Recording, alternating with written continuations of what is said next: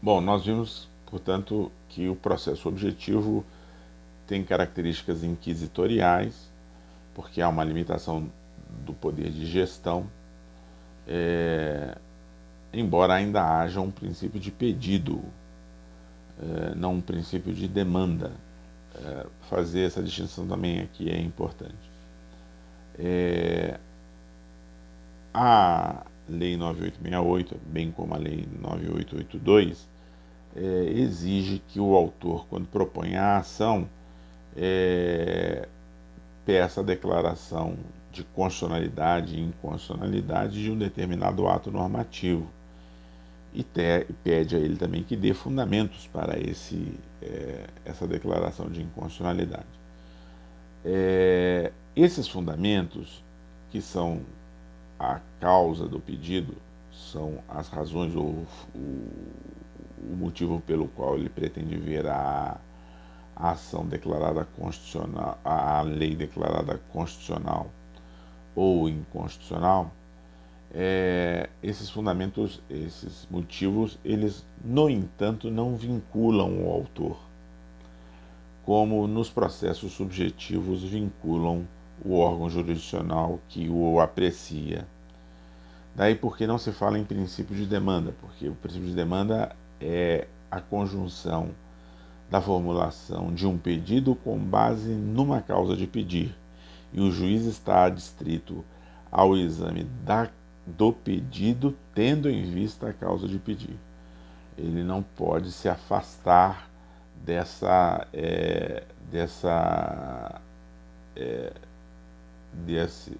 par, causa de pedir como fundamento e pedido formulado pelo autor. Do ponto de vista prático, isso significa dizer que num processo subjetivo, se eu peço a anulação de um contrato pelo motivo A, o juiz não pode anular o contrato. Nós estamos no campo da anulabilidade, nesse meu exemplo aqui. Ele não pode reconhecer uma outra causa de anulabilidade do contrato e passar a anular o contrato por fundamento, por causa de pedir distinta daquela apontada pelo autor. Isso seria uma violação ao princípio da demanda. Então, há uma vinculação tanto ao pedido quanto à causa de pedir. No que concerne aos processos de natureza objetiva, há simplesmente uma vinculação ao pedido. E ainda assim essa vinculação ela é, digamos assim, relativizada pelo tribunal. Primeiro, entender o que é uma vinculação ao pedido, ou um princípio de pedido. Isso significa dizer que o tribunal, tendo em vista, por exemplo, numa ADI, o pedido de declaração de inconstitucionalidade de uma norma, ele não poderá,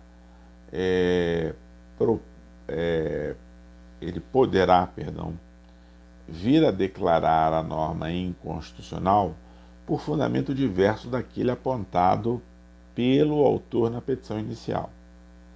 O autor tem a obrigação de apontar um fundamento, pelo menos, mas o tribunal não está adstrito na análise da constitucionalidade da norma ao que foi dado como fundamento.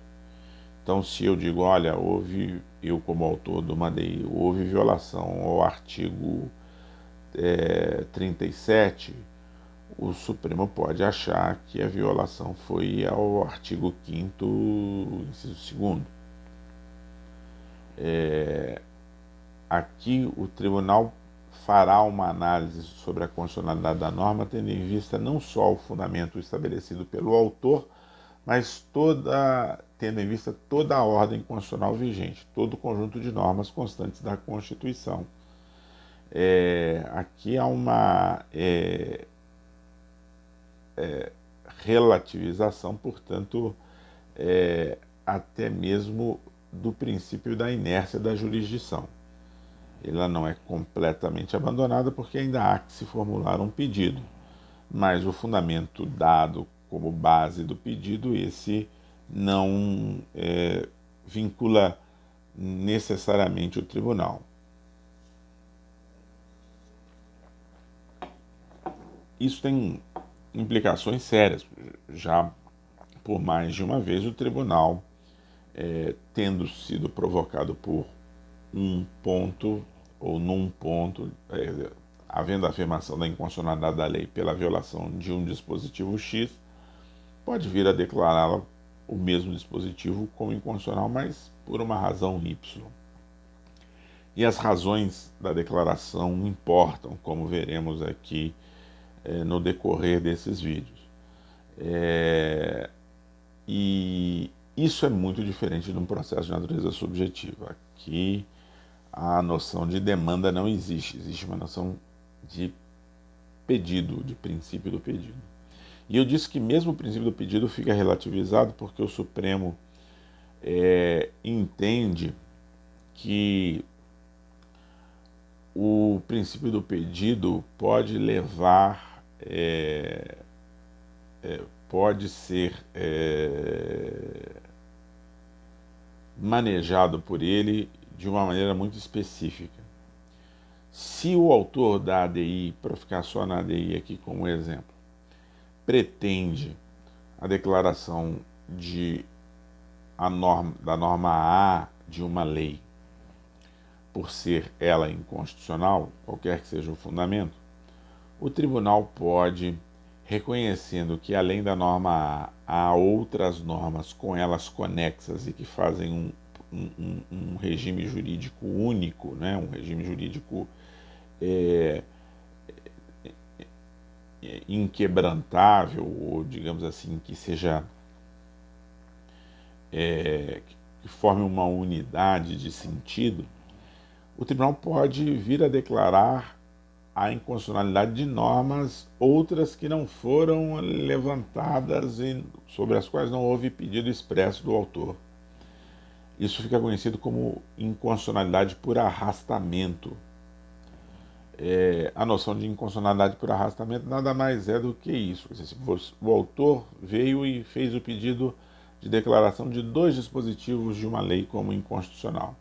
O Supremo, na análise do caso, concorda com o autor, mas diz que, para além daquelas 2 normas, o próprio regime jurídico estabelecido pela lei, ele tem outras inconstitucionalidades e que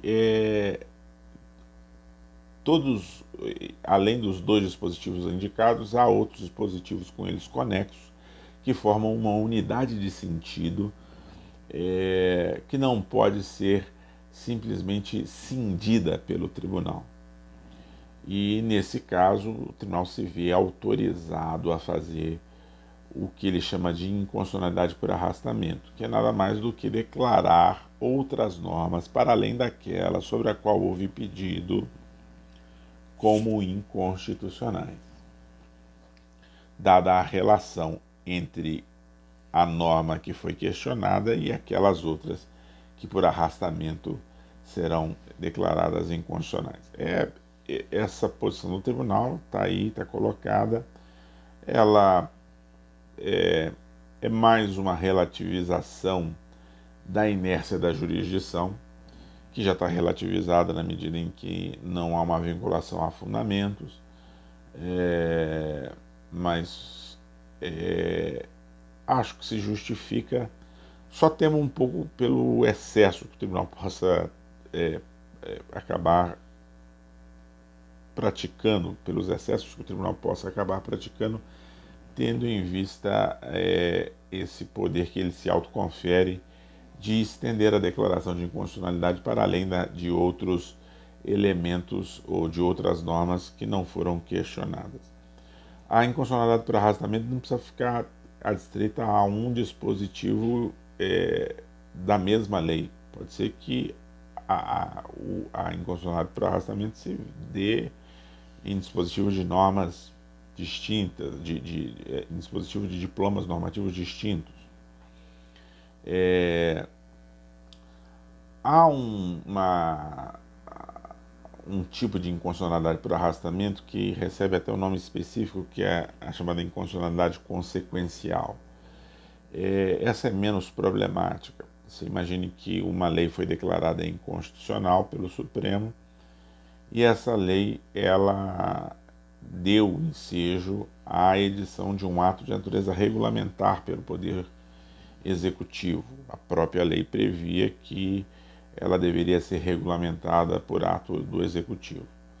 Ora, se a lei foi declarada inconstitucional, por via de consequência, consequencialmente também o regulamento ele é inválido, porque a lei que autorizou a sua edição e que é a razão da sua existência, a razão da existência daquele regulamento, ela deixa de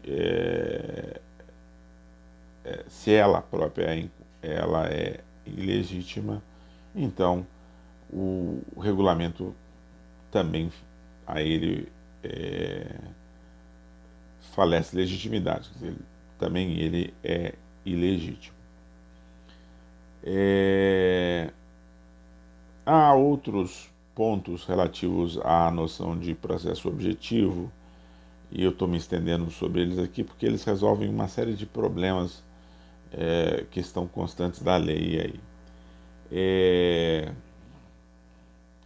Em alguns pontos é preciso fazer referência aqui. A Lei 9868 prevê no artigo 7º que não se admite a intervenção de terceiros no processo de ação direta de inconstitucionalidade. A mesma disposição está prevista no artigo 18 para a ADC. O artigo 7º é para a ADI, o artigo 18 para a ADC. Da mesma forma, a ADPF tem dispositivo igual a esse. E o que é a intervenção de terceiros que está proibida por esses dispositivos? A intervenção de terceiros aqui faz referência à legislação que regula essas ações. É a intervenção de terceiro que vocês ainda vão estudar dentro do processo civil. E essas intervenções de terceiro dizem com processos que têm caráter nitidamente subjetivo. Nos processos subjetivos, para além da figura do autor ou do réu, em determinadas circunstâncias se admite que um terceiro que tenha interesse jurídico na causa venha a intervir nela. Você imagine que João propõe contra Pedro uma ação de despejo, e porque João loca um imóvel residencial para Pedro, por qualquer razão, e Pedro subloca o imóvel para Antônio.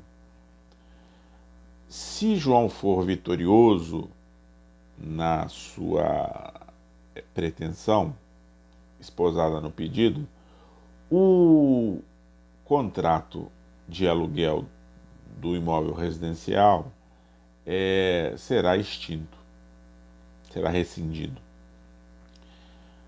Rescindido o contrato de aluguel, por óbvio, os contratos de sublocação também desaparecem. Daí porque o ordenamento jurídico permite ao Antônio, sublocatário, intervir no processo. Dá para ver que nesse exemplo aqui meu, só estou tocando isso muito rapidamente, nesse exemplo meu, não há dúvida de que a figura da intervenção de terceiro é uma figura que está presa ao processo de natureza subjetiva. Porque nele você terá uma relação jurídica principal, o contrato de locação, e uma relação jurídica conexa, que e dependente dela, que é o contrário de sublocação.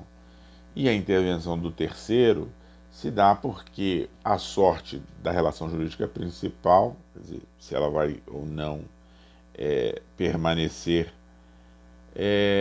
condiciona a sorte da relação jurídica conexa. Como não há em processo de natureza objetiva propriamente uma discussão de posições jurídicas subjetivas, não diretamente, indiretamente sempre haverá, sempre haverá. Mas como não há diretamente a discussão de posições jurídicas subjetivas e de relações jurídicas subjetivas concretas nos processos de natureza objetiva, dado o seu caráter abstrato, não há razão de ser realmente de você falar, se não existe nem sequer uma relação jurídica principal colocada em juízo, muito menos uma conexa a ela, que poderia ser poderia dar ensejo à intervenção do terceiro. Então, esses dispositivos se justificam nesse sentido. Agora, a Lei 9868 e a Lei 9882, a da ADPF, a 9868 que regula a ADI e a ADC e a 982 que regula a ADPF, permitem uma intervenção que nada tem a ver com as intervenções disciplinadas pelo processo civil comum. É a intervenção do chamado, daquilo que ficou conhecido como amicus curiae, e ele está previsto no parágrafo 2º do artigo 7º.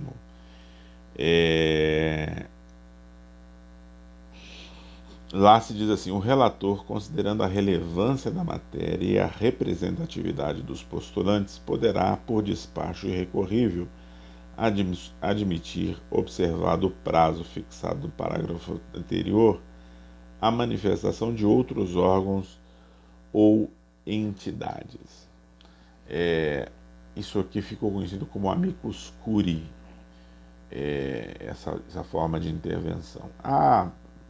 Já na legislação processual civil brasileira, há outros amicus curiae, que são diferentes deste aqui.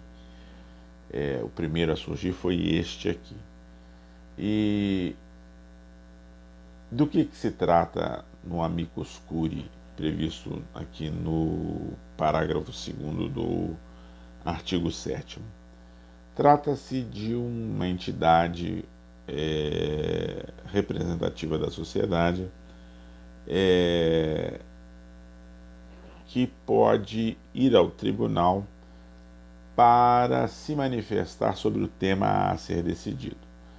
Então, em questões como, por exemplo, o uso de células-tronco para pesquisas de caráter genético, várias entidades de vários matizes e tal pediram ingresso no tribunal para se manifestar sobre o tema. No direito americano, que é a fonte de inspiração desse dispositivo aqui, a intervenção do amicus curiae obedece a uma lógica muito clara, que é definida pelo próprio nome. Amicus curiae é amigo da corte, a tradução do latim é essa. E lá o amicus curiae vem à corte para prestar esclarecimentos de fato que ele considere relevantes para que o tribunal possa vir a decidir o tema que foi colocado à sua apreciação. Então, lá o amicus curiae provavelmente não toma posição ou partido se a ação deve ou não ser julgada procedente ou não. O amicus curiae faz o que compete a ele fazer como amigo da corte. Ele presta informações para que a corte decida o caso. Eu falei quando discutia lá na teoria da inconstitucionalidade da lei o fato de que o tribunal precisa de informações fáticas para determinar, no mais das vezes, se a norma é ou não é inconstitucional. Um dos mecanismos pelos quais o tribunal poderá obter informações é justamente através do amicus curiae, que é alguém que, em linha de princípio, pode prestar informações. O relator vai fazer a análise dessa representatividade nos termos aí do parágrafo 2º do artigo 7º e admitir o amicus curiae para que ele venha a prestar informações ao tribunal. Aqui no Brasil é notável que o amicus curiae tenha sido interpretado de uma forma um pouco mais, digamos assim, flexível, no sentido de que muitas vezes o amicus curiae é admitido e ele é admitido de uma forma que é pouco clara do ponto de vista de qual é exatamente a expertise que ele tem para prestar ao tribunal. Isso, para mim, é uma falha da prática do tribunal. O tribunal tinha que ser um pouco mais duro, tendo em vista a capacidade ou não que o tribunal, que o amicus curiae tenha de prestar informações relevantes sobre o tema. E o pior, o tribunal ainda admite que o amicus curiae assuma a posição. Diga, olha, o tribunal tem que declarar a norma inconstitucional e tal. Classicamente, o amicus curiae presta informações. O tribunal toma a decisão conforme as informações que ele ache relevante, ou tendo em vista as informações prestadas. Então aqui nós temos um amicus curiae à brasileira, porque muitas vezes eu não consigo ver nas entidades admitidas a expertise necessária e, mais do que isso, o tribunal acaba por admitir amicus curiae que façam defesa de posições, seja favoravelmente à norma questionada, seja contrariamente à norma questionada. Não chega a ser uma coisa ruim, mas sai do modelo geral e, mais do que isso, dá ao processo de natureza objetiva um caráter que parece assimilar algumas características de processos que se desenvolvem de maneira contraditória. E nós já dissemos, uma das características do processo objetivo é ser processo não contraditório. Bem, e eu, aliás, quero, para também terminar isso aqui, terminar digamos assim, essa apresentação geral do que é de como se conformam essas ações, preciso falar que a Constituição e a lei exigem a manifestação tanto do Procurador-Geral da República quanto do Advogado-Geral da União nas ações diretas e na ADPF, né, na DIDC e ADPF.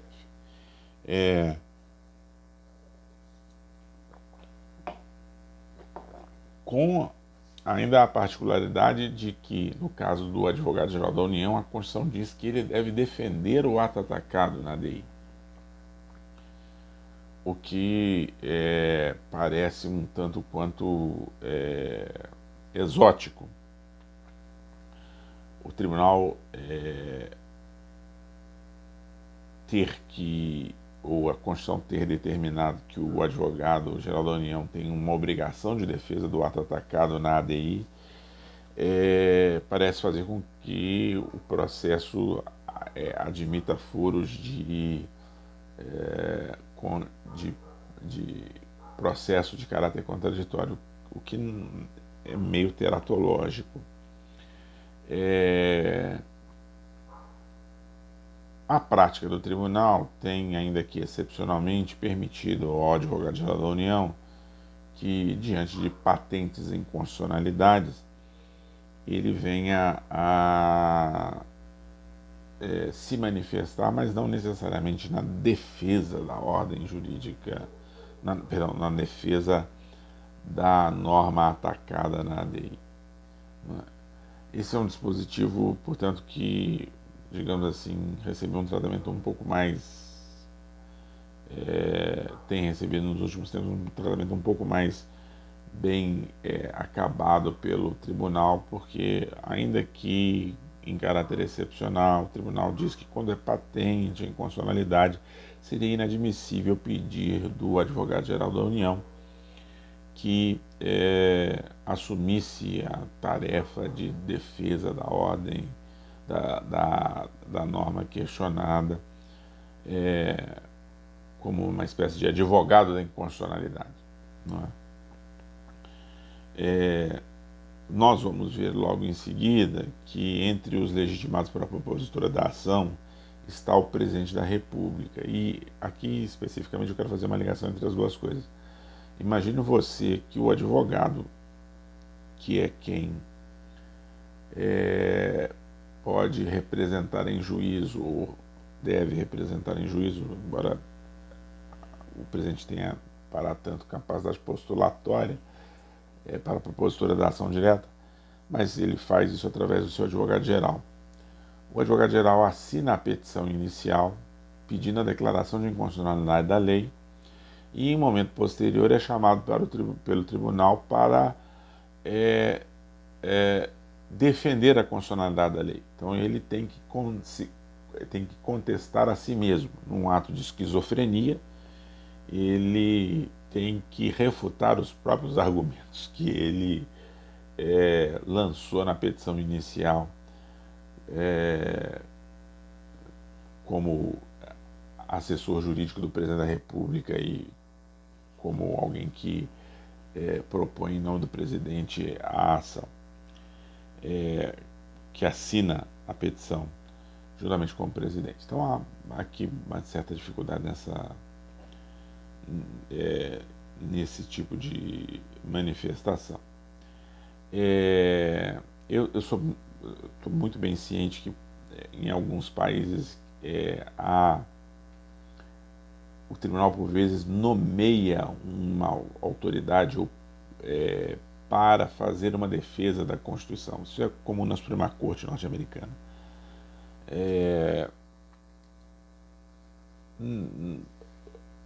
Guardadas as diferenças de ordenamento jurídico, eu não acho isso bom nem lá.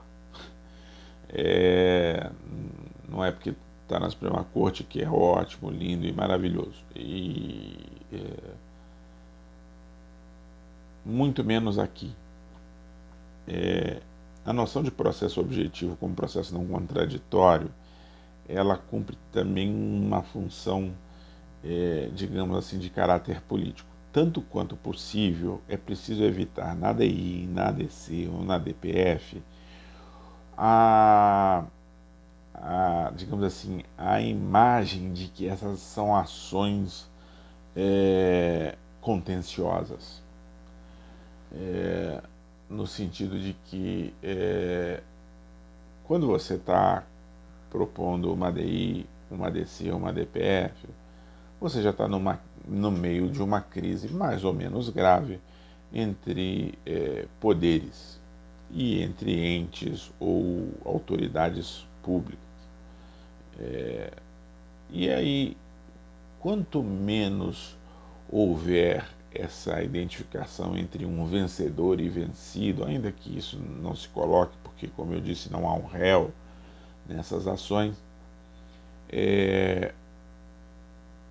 politicamente pode ficar a imagem perturbadora de que essas ações são ações onde surge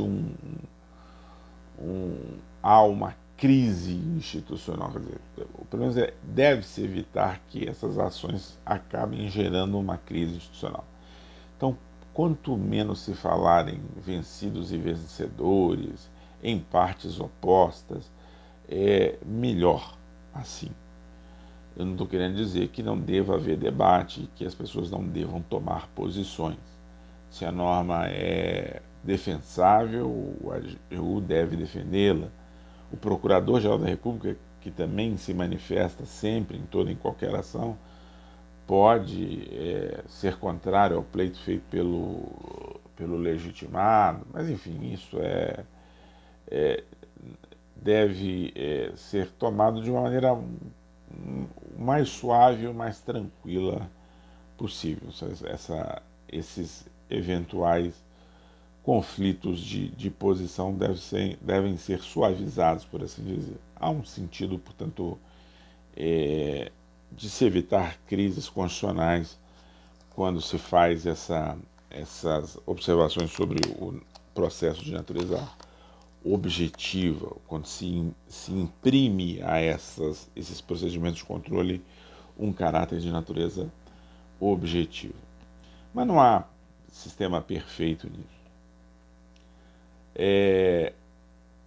Para concluir aqui, em termos de pessoas que intervêm na ação, o texto constitucional diz que, a lei 9868 e a 9882 diz que a autoridade editora da norma também é chamada a se manifestar dentro do processo.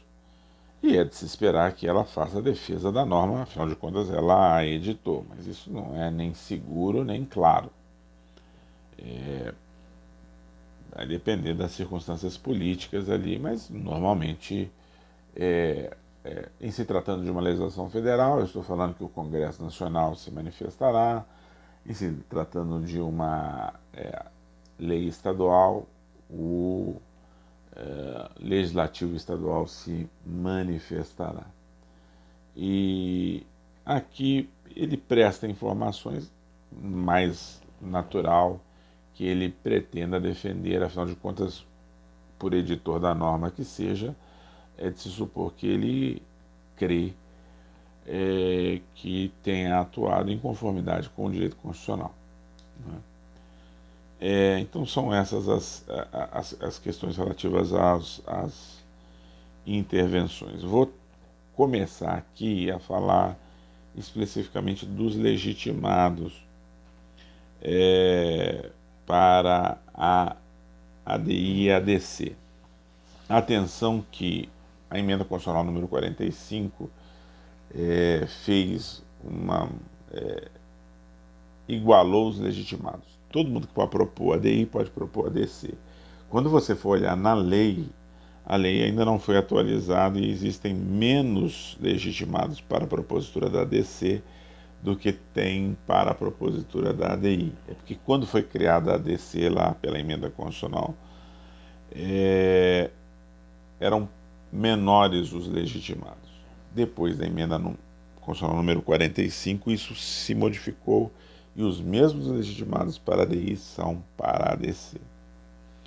E são eles os seguintes: o presidente da República, a mesa do Senado, a mesa da Câmara dos Deputados, a mesa de Assembleia Legislativa ou mesa de Câmara Legislativa do Distrito Federal, o governador de Estado e governador do Distrito Federal, o Procurador-Geral da República, o Conselho Federal da Ordem dos Advogados do Brasil, o partido político com representação no Congresso Nacional e a Confederação Sindical ou entidade de classe de âmbito nacional.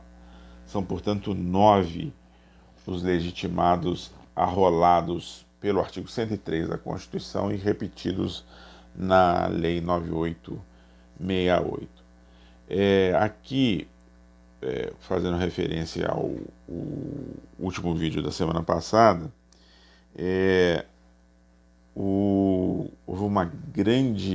durante o processo constituinte, houve uma grande discussão sobre a quem deveria ser dada a legitimidade para a propositura dessas ações. E dados os traumas da ordem constitucional passada com relação à figura de um único legitimado, que era o Procurador-Geral da República, nós partimos para uma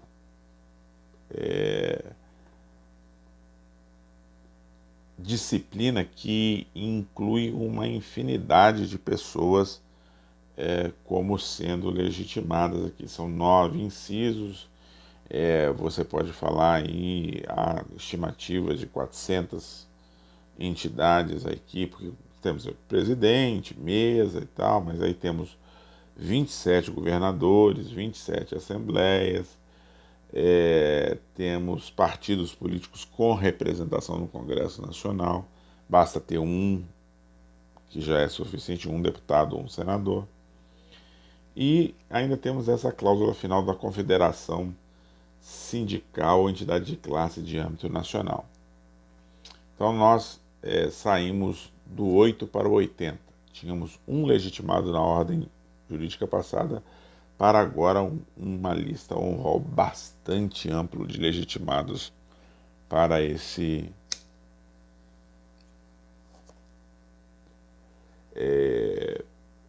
para a propositura dessas ações. Eu vou falar sobre cada uma delas, mas eu quero aqui me desincumbir remetendo à leitura do texto, para a leitura do texto, da Confederação Sindical ou Entidade de Classe de âmbito nacional. Porque aqui há uma série de detalhes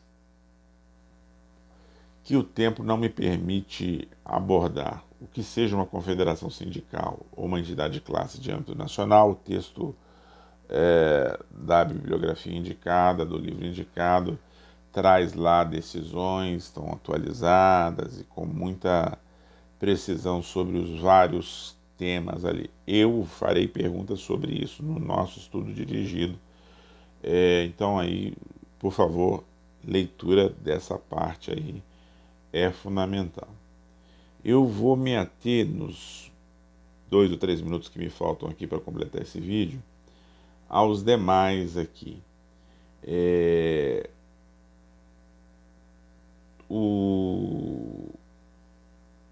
Os demais legitimados, os 8 demais legitimados, são entes ou titulares de órgãos públicos relevantes. Inclusive aqui o Conselho Federal da Ordem dos Advogados do Brasil, que é uma autarquia federal, e eles estão legitimados à propositura da ação direta de inconstitucionalidade e da ação declaratória de constitucionalidade. A única coisa que eu faço referência aqui com relação às confederações é que a diferença das confederações ou entidades de classe de âmbito nacional, eles podem propor ação direta sobre todo e qualquer tema, enquanto as confederações sindicais e entidades de classe de âmbito nacional têm que demonstrar aquilo que o Supremo criou na sua jurisprudência como pertinência temática. Noutros termos, a entidade de classe ou a confederação sindical só poderá propor ação direta quando a lei de alguma forma diga respeito à classe da entidade ou o segmento representado pela confederação sindical. E a isso se dá o nome de pertinência temática. Um instituto criado jurisprudencialmente, não há aqui uma própria definição disso.